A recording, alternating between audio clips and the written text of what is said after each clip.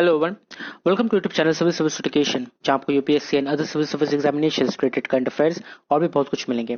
आज का हमारा टॉपिक है करंट अफेयर्स ऑफ 15 अगस्त 2021 टू 18 अगस्त 2021। वीडियो के आखिर में एक मोटिवेशनल कोट भी दिया गया, जब जरूर देखें, जबकि फ्यूचर को ब्राइट और गोल्स को अचीव करने में हेल्प करेगी।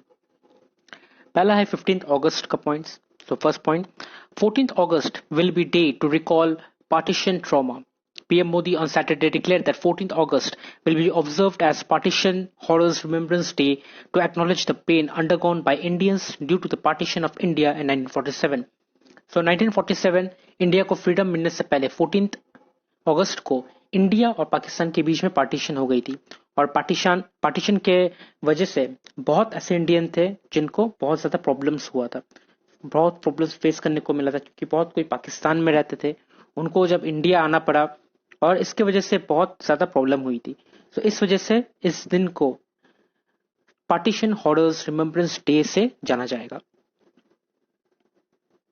Next, Kejriwal approves roll out of देशभक्ति curriculum on the eve of 75th Independence Day.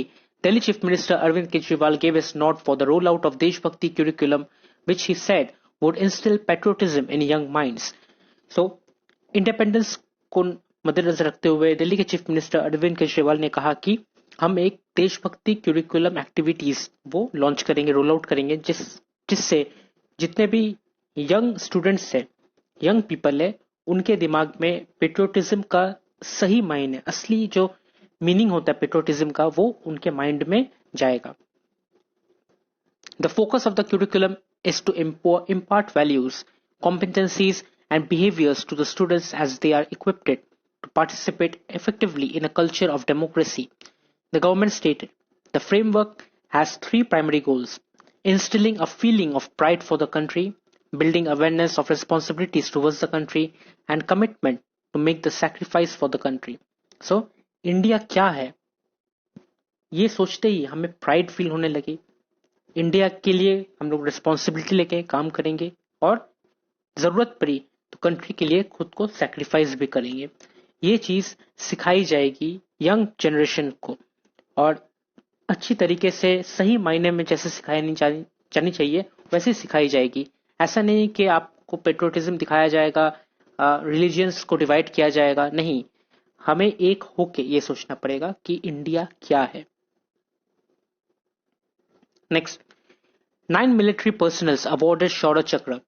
9 military personnel were awarded as Shaurya Chakra, the third highest peacetime gallantry award, one of them posthumously while Kargil Hero Sub. Major Honorary Lieutenant Yogendra Singh Yadav, a Padam Veer Chakra awardee, has been awarded the rank of Honorary Captain by the President on the eve of Independence Day. So 9 military personnel को शौर्य चक्र से नवाजा गया, और major honorary lieutenant Yogendra Singh Yadav, जिनको परमवीर चक्र award पहले मिल चुका था, उनको हाईएस्ट ऑनर जो रैंक होता है, ऑनरी कैप्टन का रैंक, वो रैंक दिया गया प्रेसिडेंट की तरफ से इंडिपेंडेंस डे में। Next, courts in the country continue to differ on marital rape.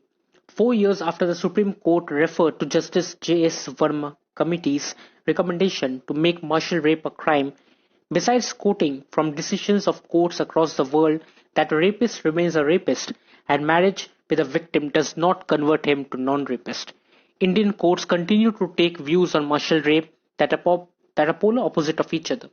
So, supreme court ने रेफर कर दिया था जस्टिस J.S. वर्मा कमेटी के अंदर कि मार्शल रेप भी क्राइम है। सो ये मार्शल रेप क्या है? मार्शल रेप मतलब मैरिज के बाद अगर हस्बैंड अपने वाइफ को रेप किया, जबरदस्ती करने की कोशिश की गई, तो उसे भी रेप कहा जाएगा। अगर आप विक्टिम के साथ मैरिज कर लेते हो, मैरी कर लेते हो, तो फिर आप रेपिस्ट से नॉन रेपिस्ट बन जाओगे? नहीं, ऐसा नहीं है। लेकिन अभी भी इंडिया में ये चीज को लेके डिफरेंट ओपिनियंस पैदा हो रही है। कुछ ऐसे जजेस हैं जिनका ये कहना है कि marital rape is not a crime, उसे क्राइम नहीं माना जा सकता, बिकॉज वो हस्बैंड वाइफ के बीच की बात है, वो कुछ भी कर सकते हैं। लेकिन दूसरी तरफ जजेस, जो सुप्रीम कोर्ट जज ने रेफर किया था 4 years पहले, उनका ये मानना था कि marital rape is also a crime.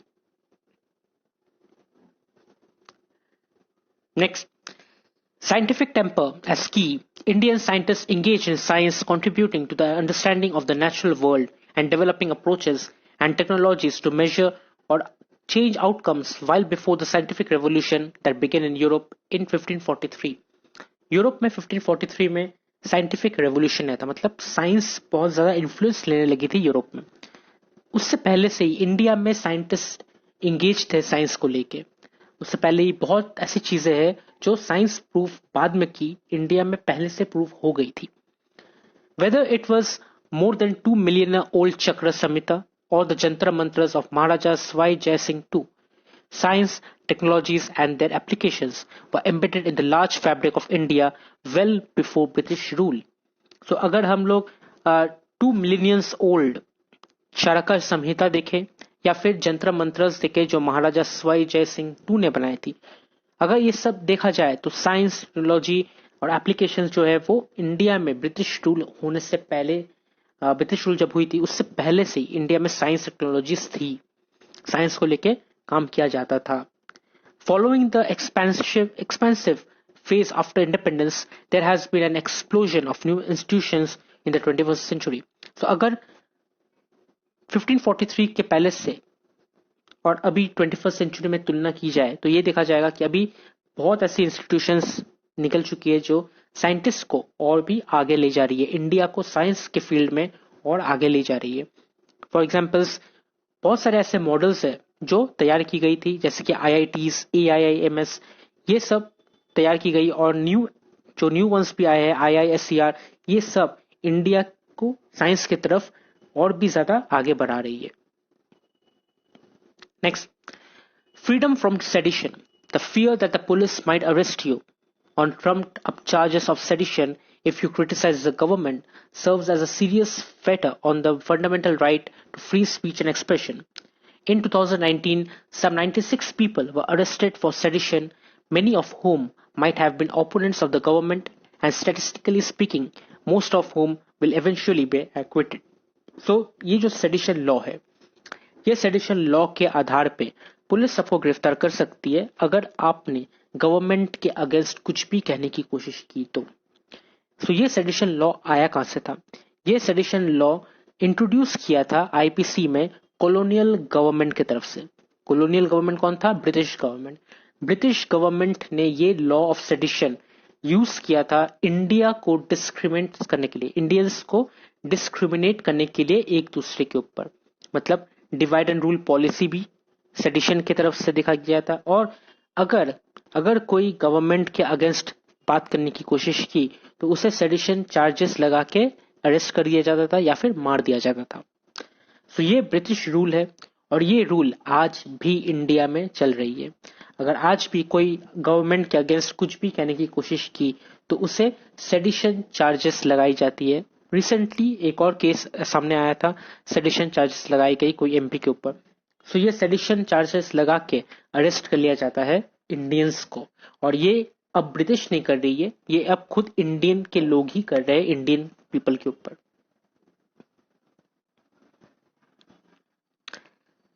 Next is 16th August 2021. First point, Air India flight brings 129 people from Kabul.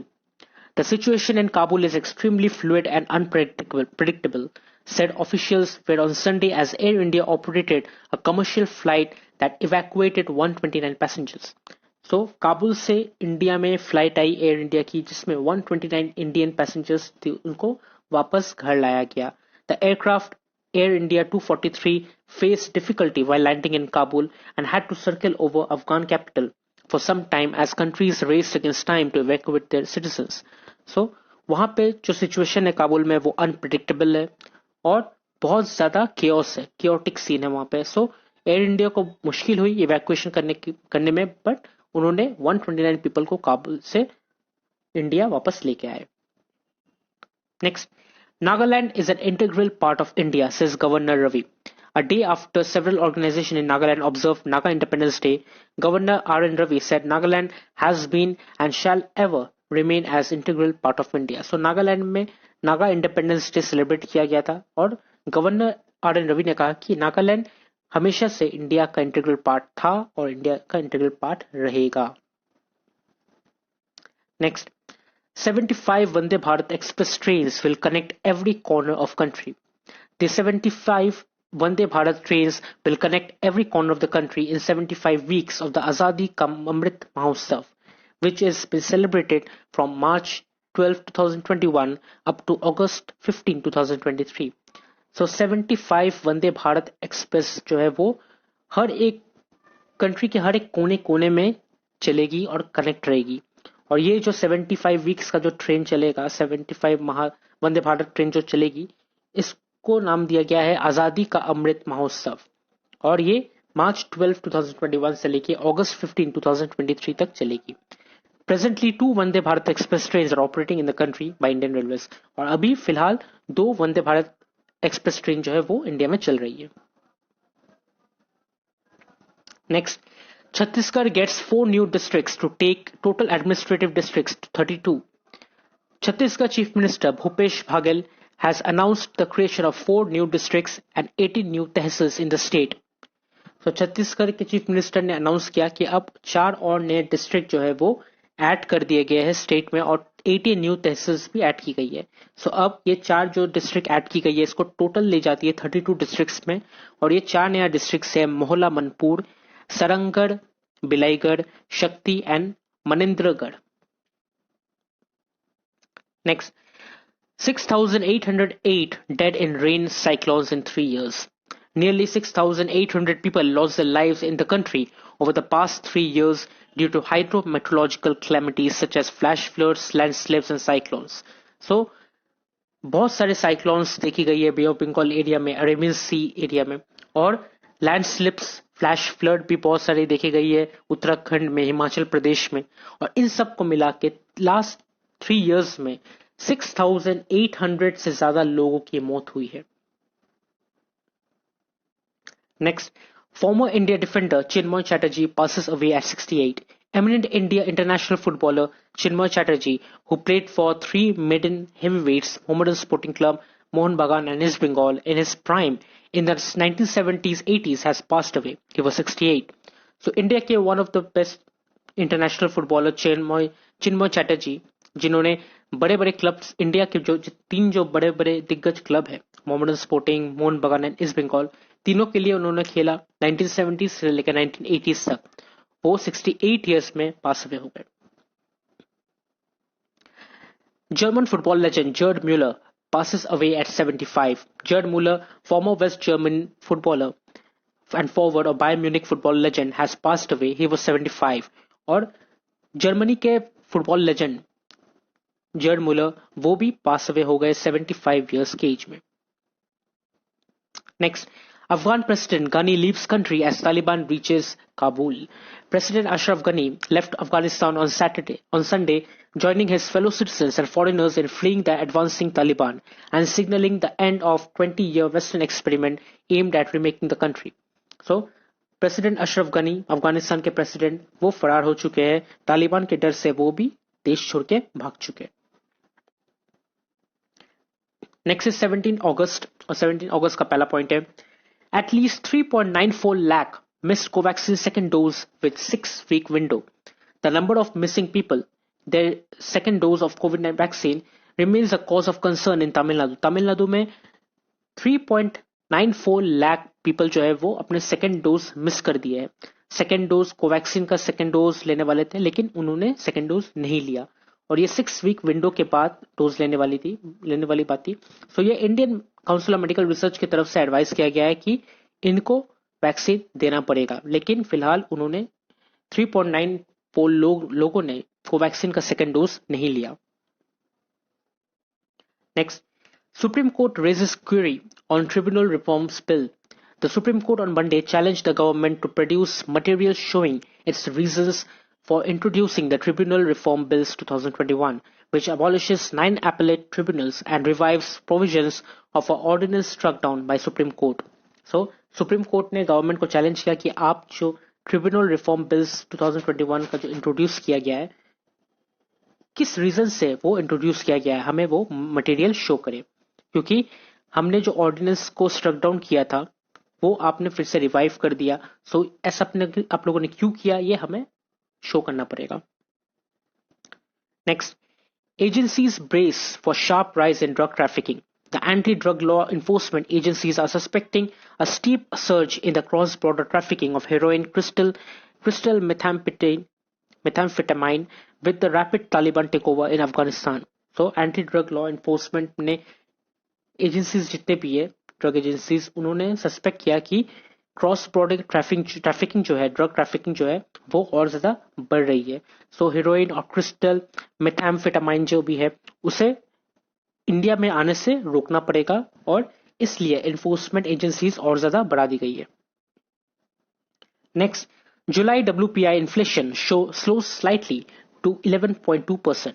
Inflation in the whole price slowed down marginally to 11.2% in July, former June 12.1%. So inflation जो था WPI inflation, wholesale price inflation जो था वो जून में 12.1% था, अब जुलाई में थोड़ा कम हुआ है, 11.2% तक आया है. With the pace of price gains in primary articles, food as well as fuel and power moderating. So food हो या fuel हो या power moderating हो, सब में थोड़ा सा कम हुआ है. Manufactured products price on the other hand gained momentum last week. और manufactured products price जो है वो देखा गया है कि उसमें price जो है वो बढ़ी है. Next, Taliban assert control over Afghanistan. Victorious Taliban militants patrolled Kabul on Monday after a stunningly swift end of Afghanistan's 20-year war, as thousands of people mobbed the city's airport trying to flee the group's feared hardline brand of Islamist rule. So, Taliban militants ने काबुल को कब्जे में कर लिया है और ये उनके लिए 20 इयर्स के बाद एक विक्ट्री हुई है. लेकिन अफगानिस्तान पीपल के लिए ये विक्ट्री नहीं है. वो वहां से भागने की कोशिश कर रहे हैं और वहां उन लोगों को जो भी मिल रहा है उसको यूज करते हुए वो लोग भाग रहे हैं. इवन वो लोग प्लेन के ऊपर चढ़ के भागने की कोशिश कर रहे हैं. नेक्स्ट इज 18 अगस्त का पहला पॉइंट है. Over 88 lakh jabs in a day take India to new high. India administers over more than 88.13 lakh doses of COVID vaccine on August 16, the highest ever vaccination achieved in a single day. So, India ने 88.13 lakh COVID vaccine administer किया August 16 को, जो India का सबसे highest single day vaccination administer किया गया है. Next, states differ with center on fuel.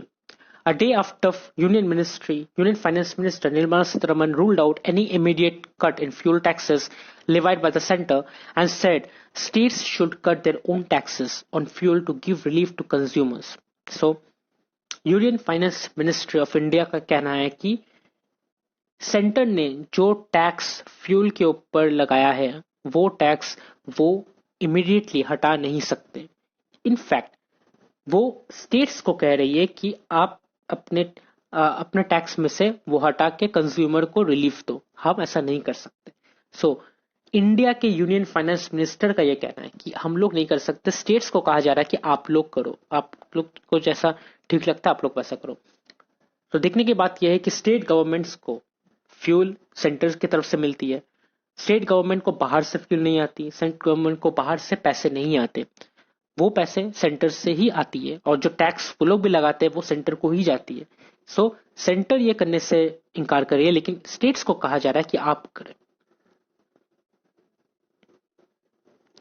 Next, Gurkhas not to be tagged as foreigners. The Assam government's political department on Tuesday issued a notification ordering the state police border wing not to forward any cases against Gurkhas to the Foreigners Tribunal under the Foreign Acts 1946. So, Assam government के political department ने ये कह दिया है state police border wing को कि आप लोग कोई भी केस रजिस्टर मत करना गुरखास को फॉरेनर्स कहने में. मतलब बहुत कोई है जो गुरखास को फॉरेनर्स कहते हैं लेकिन गुरखास भी इंडियन ही है. वो लोग इंडिया में रहते हैं and they are Indians. Assamese, Nepali, Assamese, Mizorams, Meghalaya, Nagaland, ये सब जितने भी लोग हैं सब इंडियंस ही है. They are just like Gujarati, Bengali, Marathi. They are not foreigners. Next, India brings back embassy staff. After a tense day when diplomats were turned back from traveling by Taliban guards, 140 Indians consisting of 120 Indian embassy staff and Indo-Tibetan border police personnel 16 civilians and 4 media persons flew back to New Delhi on board military flight. So बहुत 10 days के बाद 140 Indians वापस India में आ चुके हैं. इसमें 120 Indian embassy staff थे, Indo Tibetan border police personal भी थे, 16 सिविलियंस में थे और 4 मीडिया पर्सन्स भी शामिल थे. इनको वापस इंडिया लाया गया है. Next, Biden defends US Afghan withdrawal. US President Joe Biden on Monday defended the withdrawal of US troops from Afghanistan after the Taliban's stunning military takeover that triggered panic in Kabul with thousands mobbing the airport in a desperate attempt to leave. So, Afghanistan में जो भी हो रही है उसका जिम्मेदार US president Joe Biden को ठहराया जा रहा है. यूएसए को ठहराया जा रहा है कि उन लोगों ने इस तरीके से इवैक्यूएशन क्यों किया, इस तरीके से यूएस ट्रूप्स को विड्रॉल क्यों किया. लेकिन यूएस प्रेसिडेंट जो बाइडेन ने कहा कि ये विड्रॉल हमें करना था, एक ना एक दिन ये होना ही था. हम जैसे अफगानिस्तान में अपने ट्रूप्स भेजे थे वैसे ही वहां से ट्रूप वापस बुलाना ही था और ये सबसे बेहतर टाइम था बुलाने के लिए. अब तालिबान ऐसा मिलिट्री टेक ओवर कर लेगी ये किसी को अंदाजा भी नहीं था. Hasty US pullout caused several adverse impact. China on Tuesday said the hasty United States withdrawal from Afghanistan had caused several adverse impact there and conveyed to Washington that it could not, on the one hand, work hard to contain China and on the other hand, count on China's support to help stabilize the country. So, China ने कहा कि ये जो United states ने किया है ये बहुत ही जल्दबाजी था, जल्दबाजी में विड्रॉल किया गया है जो बहुत ही ज्यादा एडवर्स इफेक्ट, बहुत ज्यादा एडवर्स इम्पैक्ट किया है ये कंट्री के ऊपर. और उन्होंने ये भी कहा कि वॉशिंगटन यूएसए एक हाथ पे चाइना को ये कहते हैं कि आप लोग वर्क हार्ड करो, आप आगे नहीं बढ़ सकते, और दूसरी तरफ चाइना से ही हेल्प मांगती है एक कंट्री को स्टेबलाइज करने के लिए. Next, Saleh says his legitimate caretaker president of Afghanistan. Afghanistan's defiant Vice President Amarullah Saleh said on Tuesday he is the legitimate caretaker president after President Ashraf Ghani fled the country. So, Afghanistan के president Ashraf Ghani देश छोड़ के भाग चुके हैं. तो उनका जो वाइस प्रेसिडेंट है, अफगानिस्तान का जो वाइस प्रेसिडेंट है अमरुल्लाह सलेह, उनका यह कहना है कि वो अब लेजिटिमेट केयरटेकर प्रेसिडेंट है अशरफ गनी के बाद. और उन्होंने ये भी कहा कि वो और मिस्टर मसूद के जो सन है वो मिलके मिलिशिया फोर्स को कमांड करेंगे और पंजशीर एरिया में वो लोग फाइटर्स को लेके इकट्ठा हुआ है ताकि वो लोग फिर से गुरिल्ला मूवमेंट करें और तालिबान के अगेंस्ट लड़ाई को जारी रख सके, क्योंकि वो लोग अभी भी हार नहीं मान रहे हैं. And next is important days, और 15 अगस्त का इंपॉर्टेंट डे है इंडियन इंडिपेंडेंस डे, 16 अगस्त का इंपॉर्टेंट डे है बेनिंगटन बैटल डे, 17 अगस्त का इंपॉर्टेंट डे है इंडोनेशियन इंडिपेंडेंस डे एंड 18 अगस्त का कोई भी इंपॉर्टेंट डेज नहीं है. And last but not the least is today's quote, और आज का मोटिवेशनल कोट है, we all are so different but there is one thing that unites us and it's independence. We should honour it and never forget how hard it was to get it. Enjoy this beautiful independence day. हमें एक चीज का हमेशा ध्यान रखना चाहिए कि ये जो आज़ादी हमें मिली है ब्रिटिश से, ये आज़ादी हमें खुल के जीने की है. अपने राइट्स को और अपने अधिकार को मानते हुए चलना पड़ेगा और इस देश के संविधान को भी मानते हुए चलना पड़ेगा. Because nothing is greater than the constitution of India. And when I से नथिंग दैट मीन्स नथिंग. अगर हमें कहीं गलती दिखती है तो हमें उस गलती के खिलाफ आवाज उठानी पड़ेगी. कोई भी आके हमारी कॉन्स्टिट्यूशन को बदल नहीं सकता, हमारे कॉन्स्टिट्यूशन के अगेंस्ट जा नहीं सकता. जब भी आपको ऐसा कोई दिखे जो आपके कॉन्स्टिट्यूशन के, इंडियन कॉन्स्टिट्यूशन के अगेंस्ट जा रहा हो, उसे आप रोके, उसके खिलाफ आवाज उठाए. और ये हमें ही करना पड़ेगा क्योंकि वी आर द इंडियंस. और ये कोई बाहर वाला आके नहीं करेगा, ये हमें खुद आवाज उठानी पड़ेगी और हमें खुद ये करना पड़ेगा. इंडिया जैसे देश था वैसे देश हमें बना के रखना है. तो अगर आपको वीडियो अच्छी लगी तो आप इसे लाइक कीजिए, शेयर कीजिए, कमेंट कीजिए और सब्सक्राइब जरूर कीजिए. Thank you.